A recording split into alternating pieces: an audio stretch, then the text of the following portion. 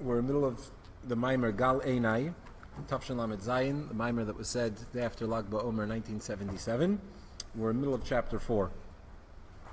We asked a question: why is it that the Tzemach Tzedek in his notes on Tehillim talks about this verse, Gal Einai va'abita neflois m'teiresecha, open my eyes and I will see the secrets or the wonders of your Torah.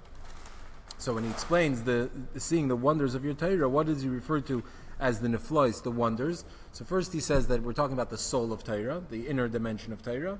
And then he says that the Shalah explains that neflois m'teiresecha, the wonders of your Torah, are the intention behind the mitzvahs, fulfillment of the commandments. And then he continues and finishes with the thought that he started with, which is that neflois, the wonders, refer to the soul of Torah, the inner dimension of Torah. So the Rebbe asks, why does he do it that way? First, if we're bringing two different interpretations on the word neflois, what the wonders of your Torah are, first bring one, which is that it's the soul of the Torah, the inner dimension, and then you want to bring another one, bring another commentary that the Shalah says that it's the intention in the mitzvahs. But why does he put that second, seemingly second and other commentary and understanding in middle of the topic of explaining the first one, that it's the soul of the Torah? So to explain it, we preface it with another question. And the question is, why does the pasuk say Gal Einai? Why does the verse say King David asks, "Open my eyes so I should see"? We said something that's hidden, you ask that it should be uncovered, it should be revealed. Not that you should see. If something's hiding from you, you don't say it's not a problem with your eyesight. It's not that you can't see it because you have poor vision. You can't see it because it's behind the wall. So if you want to see it, you ask that it come out from behind the wall, or that the wall be removed. Why does it? So if we're talking about the wonders of Torah, we're talking about hidden secrets of Torah, why does King David ask that his eyes be opened? He should ask that he should be shown the secrets of Torah, that God should reveal the secrets of Torah. And like he says in note 22, like when which the Tzemach Tzedek actually connects these two topics, and in note 22 he says that when Mashiach is going to come, it says that, just like in the last discourse we learned on this verse, Ki meit seis chameretz Mitzrayim, like the days when you left Egypt, and uniflois, I will show you wonders. So we're talking about wonders. A wonder means something that's beyond man, beyond our everyday, and beyond the ordinary, beyond something that we're accustomed to. And so what's going to happen when we're talking about seeing wonders? It's going to be revealed. God will show it to us and reveal it to us. So why does King David say, open my eyes, rather than reveal to me the wonders of Torah? So to explain this, so that's the question. If we understand the answer to that question, we'll be able to answer the previous question on the way that Tzemach Tzedek goes about explaining this verse. Oh, I said black, but I guess they put milk in? Okay. Good call. Sorry. Yeah, no, I told him I wanted them all black, but he didn't listen. The rest should be black. Okay. So we started by explaining, we quoted from the Medrash. The Medrash says, the famous Medrash, that when the giving of the Torah at Mount Sinai, the Medrash compares to a situation where you had a king that had two cities. He had Rome and Syria, and he decreed that the people from Rome don't go down to Syria, the people from Syria don't go up to Rome, that there's going to be a wall between them, that there's the two can't mingle. One can't go up and the other can't go down. So Medrash continues, the same thing is, prior to the giving of the Torah at Mount Sinai, God says, Hashamayim, Shamayim Lashem, heavens are the domain of the heavenly creatures, V'ha'aretz nasan livnei adam, but land was given to man. So man is on land, and the celestial beings are in the heavens, and they don't mix. But when God wanted to give the Torah, it says he nullified this, annulled this decree, and he said that the earth, that the ones below will come up to heaven, and the ones in heaven, and heaven will come down to earth. Earth will go up to heaven, heaven will come down to earth, and I will be the first one. I will begin, and that's why in the description of the giving of the Torah, it says first that Vayered Hashem al Sinai, God comes down on Mount Sinai. That symbolizes heaven coming down to earth, the Elyonim coming down, with those that are above coming down to what's below. And then afterwards it says, Hashem says to Moshe, Val Moshe Amar Alei, he tells Moshe, you ascend, you come up. And that represents Moshe's representing earth and man and creation ascending up to heaven. So we asked at the end of the last class, it seems to be inconsistent. First, God says that, first in the description, the Medrash says that God says that the below will come up above, will ascend to above, and that which is above will come down, will descend below. So first, tachtoinim yalu. First thing he says is going to happen is the creation will ascend, earth will go up to heaven, and then he says that heaven will come down to earth. But what actually transpired? As the Medrash continues, first God comes down, and then God first comes down, and then Moshe goes up. So first heaven comes down, and then earth goes up. So it's a little inconsistent.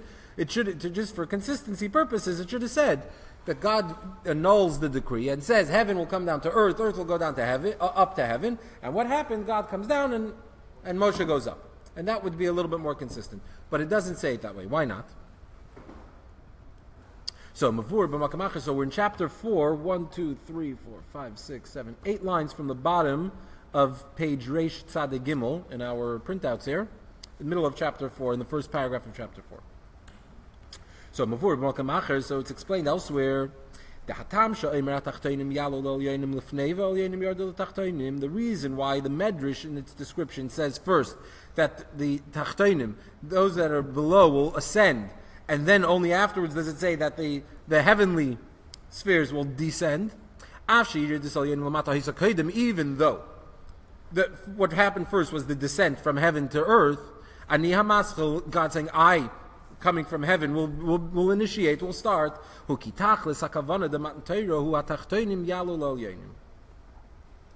because the purpose of the giving of the Torah is that tachtoinim yalu al yonim, that the earth, that the creation below, that man should ascend to heaven, should be elevated, should rise. But he's going to start giving it us first. Let's skip the brackets. He's going to start first. Right. So let's skip the brackets a second. We'll get back to them. But in order for creation to ascend, to reach higher, to go up to heaven, it's only through heaven coming down to earth. This is the beginning of the process and empowering the creation to ascend. So everything that we have comes from Hashem. So even the ability to rise, to ascend, to reach higher, has to be initiated by God. God has to give us that power. So that's what it means that first heaven comes down to earth. In other words, that enables earth to go up to heaven. But what's the purpose? What's the purpose? The purpose is for us to go up. What was the purpose of Matan Torah? What was the main goal of Matan Torah? Is not that God comes down to earth, but that earth goes up to heaven. So if we think about this, Matan Torah, the giving of the Torah is set in motion really on a whole nother level, the purpose for which the world was created. God creates the world, and when He creates the world, there was heaven on earth. The world was a perfect, beautiful world. God wanted a dwelling place in this world, and what happens when He created the world? He dwelled in this world. He was here. Right, like we said from Basi Lagani, the Makom Shai Ikri B'tchila, where God was initially. So He was here. So what was missing? What was missing? What was missing? Why did Adam Arishain have to sin? That had to be the sin of the tree of knowledge, and that had to be exiled, and that had to be given. What was missing? It wasn't physical. It was like this. It wasn't like well, what does that mean? What does that mean? If God is down here in this world, so He's down here in this world. The point is like this: what does God want? God wants to dwell in the lowest realm. What does it mean that He wants to dwell in the lowest realm? He wants to be present and comfortable in a place that would resist Him or deny Him, or that's capable of resisting and denying Him. So, if God creates a world that's capable of denying Him or not acknowledging Him, and then He makes Himself known to this world, reveals Himself in that world, obviously the world in such a state can't deny Him. He's undeniable. You can't escape Him. He's ever present. He's apparent. Can't escape Him. So if God imposes Himself on creation, on the world, of course He can dwell in this world. He'll be present and He'll be here. But could you say that He's dwelling in the lowest place? No. Ultimately, in such a scenario, the fact that the creation is capable of denying God, that hasn't changed. It's just that now, since God is ever present, you can't deny Him. He's undeniable because you can't avoid Him. You can't get away from Him. But But the creation on its own is still capable of denying him, not acknowledging him. It doesn't realize God on its own. It realizes God because God made himself known to it. So even when God creates the world, prior to the sin of the tree of knowledge, it's not the ultimate purpose. That ultimate purpose wasn't realized. There had to be the sin. There had to be the concealment. And after that, through man's service, through tshuva, etc., through obviously the giving of the Torah, we begin that process of becoming sensitive to God on our own, coming to find God on our own. So that when we do a mitzvah, when we study Torah, and we'll get into those two different components of serving God soon, when we do these things, we are coming to find God. Us finding God means that we, in our reality, in our own human context and experience, can connect with God. Now, obviously, God has to initiate that. If God doesn't make himself available to us and knowable to us, then there's no way we can know him. There's no way we can possibly know him. So he has to open that door for us. But the purpose is that we should rise to that. That's how we fulfill that purpose of a dir b'tachtonim, a home for God in this world. If he comes down to us. No, if we go up to him. So therefore, when God gives us a Torah, what's the main purpose? You have heaven coming to earth and earth going to heaven. But what's the purpose? What's the end goal? Us going up there. What does he really want? Not that he should be here, but that we should go up there. Meaning that his presence should be felt down here. That we should be, what does it mean that we go up to heaven? Yeah? We don't leave earth and go climb up into heaven and hang out up there. It doesn't mean that the neshama leaves. It means experiencing it in this world. What it means that we go up to heaven means that the physical, coarse body is sensitive to God. Is now higher, is now elevated, meaning it's more sensitive. It's open to God, it experiences God, it can perceive God. So that's the purpose. So therefore, what God is telling us in the metaphor that the Medrash gives, he's telling us what's the goal. What's the ultimate purpose is hatachtoinim yalu, that man should ascend, should reach higher, should be refined, should reach up to God. Now, how do we go about doing that? Obviously, God has to start it. So therefore, Vani Amaschal, first I'll come down. But in the description of what's about to happen, what the purpose of all this is, what does he say first? He says what the ultimate goal is. What the end goal is that Tachtoinim Yalu. So first it says Tachtoinim Yalu, and then it says Al Yonim Yerdu, that the heaven should come down. And then, in the way it plays out, sort of chronologically, first he begins, God comes down, which opens the door for us to be able to go up. Okay. Now, what's this idea that the purpose of the giving of the Torah is that the tachtonim yalud al yonim, that which is below, that creation, specifically man, which is the lowest within creation. What's when we say tachtonim, the tachton, a low, something low? What does it mean? So you think, we could think that man is really the top of the food chain. We are bechir hanivraim from all creations. We are the choicest. We're the central, the most important of all of creation. Maybe that's true. So in a sense, we're the highest. But really, if we're talking about higher and lower with regard to recognizing God, who's really the lowest of all creation? All of creation, kol neshama tahalal kol. All of creation praise God. Every animal, every stone, everything, all these things have no try. They all recognize God in their own way. Obviously, not to the same extent as with us. So when we say that this world is capable of denying God, who's capable of denying God? It's really man. So in that sense, we are the lowest of the tachtonim. Man, and particularly in our minds, our mind is in a sense the lowest. That's where the dir b'tachtonim really takes place. Is in the mind that's capable of denying God, meaning it's the lowest because it could be the most resistant to God. The purpose is that in the human experience, there has to be that home for God. The dir b'tachtonim happens within us. So for man to go up, that's the ultimate purpose. Now, why is that? What does that mean that the tachtonim yalul al yonim? So the Rebbe says in the brackets, let's go back into the brackets, sheyu kli legilei elikos, that the tachtonim, the creation, or man, should be a vessel, should be receptive to godliness. That's number one. And number two, v'yiseirim is that furthermore, shagam hamshachas hagilei bahem tiya mitzad inyanam v'alidei avedasam. And also that the connection that they have with God, the energy that they elicit from above, should come as a result of their own service. In other words, that not just that they're receptive to a godly revelation, but also that they bring about that godly awareness. That they bring it through their own work, through their service, they bring about that godly awareness. What does this mean? So, when God gives us the Torah, He comes down on Mount Sinai. Now, obviously, once God comes down on Mount Sinai, even before Moshe goes up, just the fact that Vayered Hashem al Har Sinai, already the world's a different world. Already the world's a different world. God is revealed in this world. Already, in a sense, you could say, Dir b'tachtainim.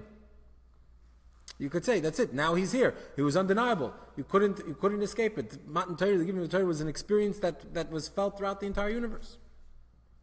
So, and it was absorbed within every creation.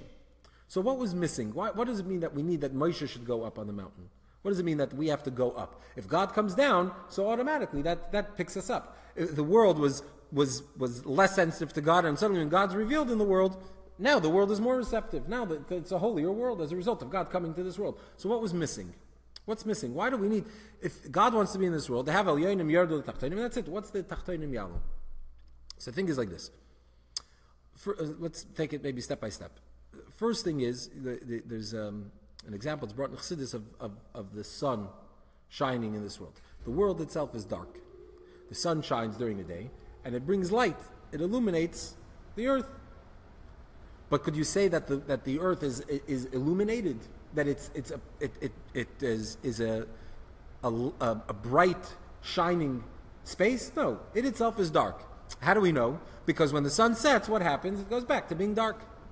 So even though when the sun is shining, everything is illuminated, it's light and bright, and you can see all over the place, and everything is illuminated, but that's only because the sun is shining. The sun shining doesn't impact earth, it doesn't turn the earth into a shining star.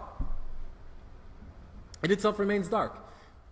So in other words, it doesn't really fully absorb the light so that it would become a bright thing. But again, like we said, when God gives us the Torah, God's presence was absorbed in creation. The world certainly had to have become more sensitive, more godly as a result of God revealing himself in the world. So it's not exactly the same. So another example that's brought in Chassidus is of a teacher and a student. I take a professor teaching a class. So you have a professor that teaches, and the ideas that he wants to teach, the subject he's teaching is very deep, very abstract, and you need to be very smart to be able to appreciate it, to understand it. If you're not that smart, if you don't have a certain IQ level, then you're not really capable of understanding it. So you're talking about a very complicated, deep subject matter. Now, when you talk about a deep subject matter, sometimes you can have a good professor, a bad professor. You have a professor who's very good at explaining things, and then you have that's very articulate, and you have a professor that's not very good at articulating his thoughts. So you can have a student, even with the same level, the same IQ level, and in one class he's frustrated, doesn't know what's going on, and in the other class, he understands everything. But why does he understand it? He understands it because the professor is a good professor that knows how to teach, that can explain a concept very well, and because he explains it, so therefore you understand it. But is the student really able to fully appreciate this on his own? No. The subject is really beyond the student's capabilities, beyond his capacity. It's just that the professor is such a great professor that he could teach this even to a lower level student. The point is that not only that we should have the professor teaching a topic, and because he's such a great professor, if we understand it, but that the student himself should have a refined mind, should have a mind that's now sensitive to this topic, these ideas, that the student himself can start exploring these ideas on his own, can start appreciating these ideas on his own. That's the purpose of the Tachtonim Yalu when we say Sheyu Kli L'Gilei L'Kus. God comes into this world. Obviously, when God reveals himself at Mount Sinai, of course we absorb it. We see it, we absorb it. But we absorb it in a way that it's almost imposed on us. It's superficial. It's not something that becomes part of our experience. It overwhelms our experience. So therefore we see it and we feel it, but we still remain, after Matan Torah, you can still remain the same Joe Schmo as from before. It doesn't transform you. Yeah, because it's too much for you. It's overwhelming. So God, being a great teacher, he's able to reveal himself in a way that we should be able to appreciate it, but it's only because God made us appreciate it. He gave it to us, he spoon-fed it to us in that way. But we ourselves there's no transformation, there's no growth that happens. And we know what happened after the giving of the Torah Mount. So after we had that experience, what happened? We screwed up. Why? Because it didn't transform us. Because it didn't transform our capacity. We didn't become more sensitive to God. We were just overwhelmed by that experience. So that's what it means, that the point is that we become more sensitive, we become more receptive to godliness. And then he says, not only that, but Yiseirim is that furthermore, that even what we have comes as a result of our initiation, our service, and not that it's imposed on us. Just like a professor comes into the class, why are you studying? Because the professor is teaching you. So why do you know this subject? Because the professor taught it to you. Whereas you can have a student that elicits it, brings it out of the professor. A teaching that the professor wasn't necessarily prepared to teach, wasn't going to teach, or not maybe even capable of teaching. And the student, through their curiosity, and through their interest, and through their dedication to the topic, draws out new information. So the same thing is with regard to Matan Torah. Before Matan Torah, what happened? God gave unconditionally. Since Tachtonim lo yalu, those that are below, the Bnei Surya can't go up to Roimi. So what does that mean? That anything that was coming was being dictated from above. God was giving and that was it. He gave unconditionally, irrespective of what was going on down here. After the giving of the Torah Mount Sinai, what happened? Now something new happened. Something changes. Now we get, as a result of our service, we do, that draws down. So on the one hand, you could say, well, now we're getting more limited thing because what we could do is limited. So therefore, if we're going to get what we give, do a little quid pro quo, so it's limited.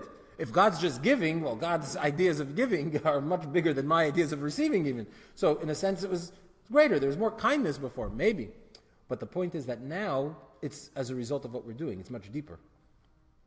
It's a much deeper experience. And that's the purpose of Tachtonim Yalu. That those from below should go up. And that's the ultimate purpose of the giving of the Torah, which is why in the Medrash it describes that first. God telling us this is the plan, the goal is Tachtonim Yalu. But in order to enable this, to set this motion, for this to happen, it's the first thing God comes down. But the purpose is Tachtonim Yalu.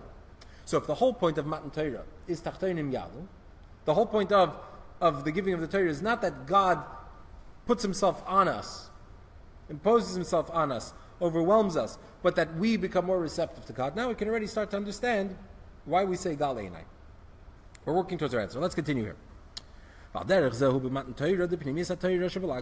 just as it was by Matan Torah, at Shavuos, when we celebrate the giving of the Torah at Mount Sinai, where we said, what was the point, what was set in motion then? What was revealed was that the purpose is Tachtonim Yalu, that the creation should ascend, should be sensitive, should rise. So the same thing is true with regard to the giving of the Torah of the inner dimension of Torah, which, as we said, is, in chapter 2, is Lag BaOmer. So what happens there? Just as you had the breaking of the barrier between heaven and earth at the giving of the Torah, so too on Lag BaOmer, it's called Matan Torah, which implies that there's also a breaking of a barrier then too, similar to Matan Torah. That's why we're comparing it. Just as the giving of the Torah, there was a breaking of a barrier, Lag BaOmer is a Matan Torah because there's a breaking of a barrier. What was the breaking of the barrier with regard to the inner dimension of Torah? Shahagilui. The Pnimi is HaTorah, Shenimshach La'adam Yegam Mitzad Adam, that this revelation of the inner dimension of Torah that comes to man should be also because of man. In other words, we say Kabbalah, and we're talking, Rashbi, the father of Kabbalah, right? The giver, the revealer of Kabbalah, of mysticism. When we think of Kabbalah, so the term Kabbalah means a transmission, a tradition that's passed down. Meaning, you're told, this is how it is. Nigla, in the legal aspect of Torah, the revealed aspect of Torah, which we defined in the last class, you study, you have to uncover, you discover, you can innovate. In Kabbalah, there's no innovation. It either is or it isn't. You're revealed something from above. You're revealed what's going on. You're revealed it's revealed to you what's hidden. And in every generation, more and more is revealed by the mystics. But here, what the Rebbe is saying is that even within Pnimiyus HaTorah, even when we're talking about the mystical dimension of Torah, here too, what's revealed to us should be revealed to us in a way that we can appreciate it. Not just that it's dictated from above. This is how it is. But that we should appreciate it. It should be from our own experience. We need to understand what that means. But that's what he's saying here. So it's turning it sort of on its head. This is then the meaning of the verse where King David says, and we're talking about not just the oral, the outer, the revealed part of Torah, but when we said, I want to see the neflois of Torah, the inner dimension of Torah, the soul of Torah, so when King David says, open my eyes so I can see, what is he saying? What is he asking? That God opened man's eyes, so he should be able to see the wonders. Not just that the secrets should be uncovered, they should be revealed. Elagam mitzad inyan shalim, but that he should be able to see it from his own eyes. So obviously, King David's asking, open my eyes, because as we said, V'ani amaschal, God has to initiate the process. So we need God to open our eyes. But the question that King David's asking is not, show me, reveal to me the secrets of Torah. He's saying, open my eyes so I should be able to see them from my own experience, from my own perspective. Not because you're doing it for me. Right. Let me do it myself. Right. You give me the start, let me do it myself. Yeah. How are we doing on time? I'm sorry? 9 o'clock. Okay. So based on this, we can appreciate, understand what he says, what the Rebbe Marash says in his Maimer. The Pirush Gal Einai. Remember, we started this Maimer based on a Maimer of the Rebbe Marash, where the Rebbe Marash said something based on a Maimer of the Alter Rebbe, and then we introduced a Maimer of the Tzemach Tzedek. So with a bunch of Maimarim spinning around here. But in the Maimer of the Rebbe Marash, which this Maimer we began the Maimer based on the Maimer of the Rebbe Marash. In that Maimer, the Rebbe Marash says like this. He says, "The Pirush Gal Einai v'abitin neflois m'Torah secha hu sheri'iyas haneflois de Torah nishmasa de'iraisa v'nishmasa l'nishmasa tiyah m'Torah secha m'Torah haniglis." The Rebbe Marash says in his Maimer, what does it mean? V'abitin neflois m'Torah secha. I want to see wonders from your Torah. What's Torah secha? He says Torah haniglis, the revealed Torah, the revealed dimension. So we're saying neflois, he says wonders. Wonders is the pnimius of Torah, the inner dimension of Torah, the hidden, that which we have to call a wonder because it's beyond. And there, in neflois, we're saying neflois is plural. We're saying both nishmasa and nishmasa and nishmasa, the razin and the razin dirazin, the secrets and the inner secrets. But where do we want to see the neflois? We want to see the mitayra secha. So in other words, the simple understanding is open my eyes so I can see the wonders of your Torah. Rebbe Marash says no. He's saying like this. Open my eyes so I should see the wonders. And where will I find the wonders? In Torah Secha. I want to find your wonders in your Torah, meaning in the revealed Torah, in Nigla. That's where I want to see them. That's what the Rebbe Marash says in He doesn't really elaborate. That's what he just says. Torah is Nigla. And then he moves on. So Rebbe explains. The point here of the verse is, David HaMelech is asking, I want to see the inner dimension of Torah. So what's the advantage of seeing these wonders through Nigla? Seeing it through the revealed aspect of Torah? The main thing is you want to see the wonders. That's what he's asking for. So what's the difference how you see it? I want to see it, but I want to see it through the revealed Torah. What's the benefit of seeing it through the revealed Torah? So he says, the Rebbe explains, the kol ha'nyanim sheba elam sheba adam haschalasim u'b'Torah. Everything in the world and in man begins in Torah. Like he says in note 29, we know that Torah is the blueprint through which God creates the world. So everything's created through the blueprint of Torah. So we can find, just as we said before, about the purpose of the giving of the Torah, that's Tachtainim Yalu. So we find this within Torah itself. Just as the destiny of the universe, of creation, plays out in that way, that the ultimate goal is a Tachtainim Yalu, that the creation should ascend, should find God and from its own, in its own experience. So we can find the same thing in Torah. So through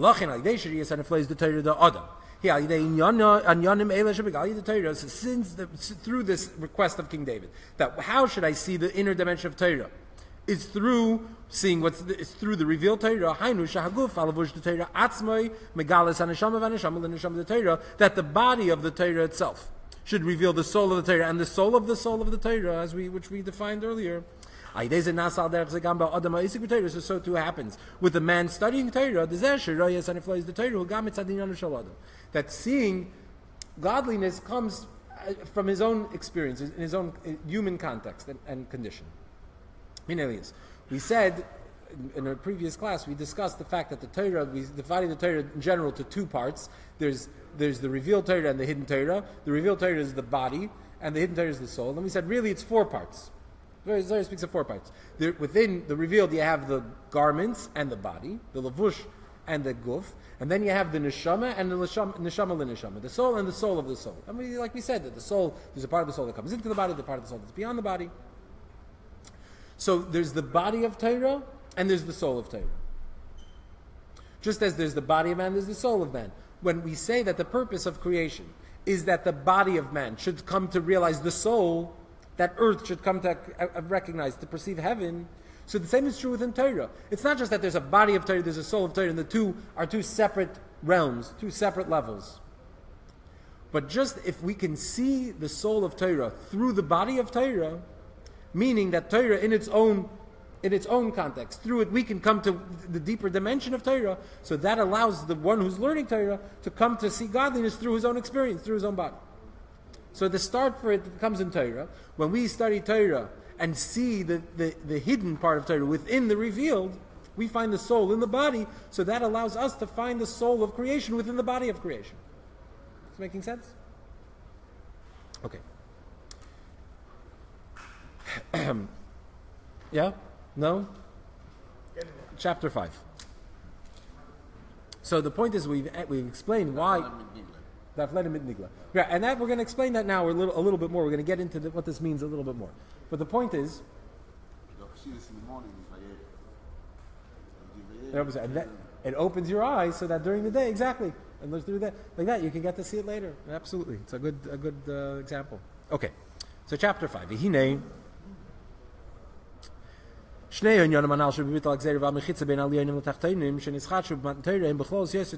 These two things, we're going to further explain this topic, because again, we're working towards explaining the Tzemach Tzedek, where the Tzemach Tzedek first says that there's the soul of Torah, is Neflois, and then he says that Neflois is the wonders, refers to the intent in mitzvahs, and then he goes back to saying that Neflois is, again, the soul of Torah, the inner dimension of Torah. So we're working towards it. So we started by asking, what does it mean, Gal Einai? What do you mean to open my eyes? You should say,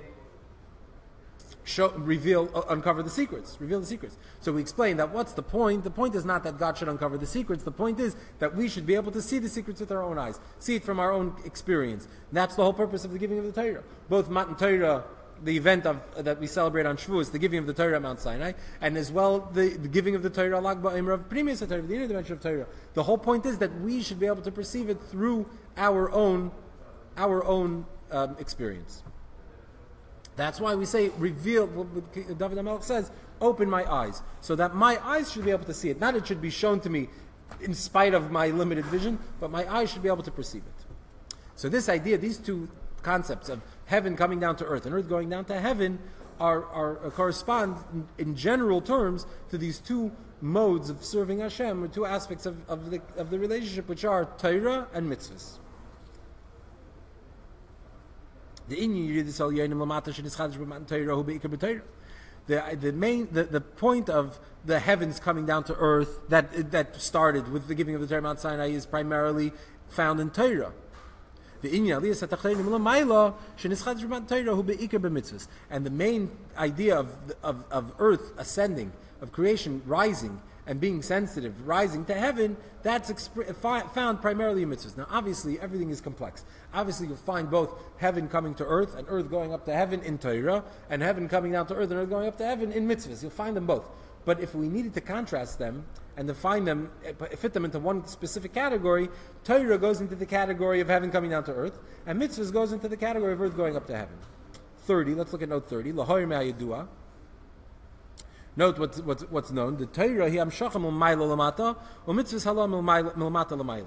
That it's known that Torah represents a coming down from above, and mitzvahs represent an ascent from below to above. These concepts of hamshacha, drawing down from above, and an ascent, a rising, elevating from below to above, these are two very commonly found expressions in Chassidus. You don't really find them elsewhere, but coming down and going up. So these two things are the way we categorize Torah and mitzvahs. Torah is always categorized as something from above coming down to earth. Torah is compared to water, or just as water comes down from above, from a high place to a low place, so to Torah comes from a high place to a low place, and mitzvahs represents the person's service, the person rising and climbing above. Should we stop here or should we continue? We have some time?